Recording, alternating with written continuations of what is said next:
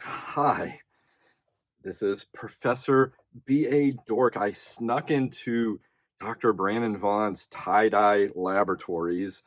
Man, the stuff he's been talking about lately, love yourself, do smarter goals, all this stuff, kind of crazy. So I had to sneak in today to give you some better advice about how to be terrible to yourself. Forget all this nonsense about being your best friend and all that craziness.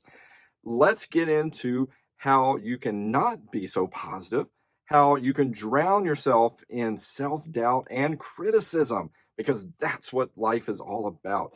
Leave it to me to bring you the truth than all this nonsense that he's been talking about. First of all, how about you overanalyze everything? So, first and foremost, remember to overanalyze everything you do. Did you say hello instead of saying hi to someone today? Why don't you spend hours thinking about how that might have ruined their day? It's essential to blow things out of proportion.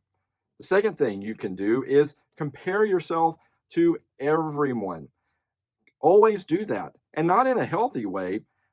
No.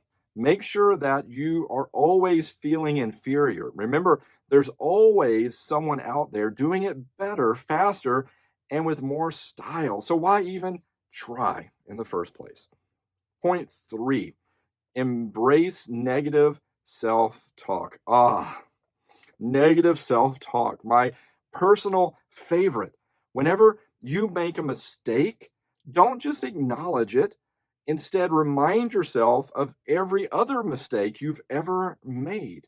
It's fun. It's like a fun trip down memory lane, but with more self-loathing is always a great thing. Fourth thing you can do, reject compliments. Now, if someone ever dares to compliment you, immediately reject it.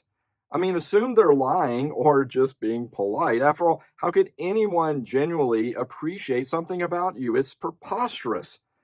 And the fifth thing I want to leave you with today before Dr. Brandon Vaughn gets back in here and kicks me out of here is to set unrealistic expectations. Always set yourself up for failure by making wildly unrealistic expectations. Want to learn a new language? Better to become fluent in a week? Or consider yourself a total failure? I mean, it's the only way to do this stuff. Well, there you have it, folks.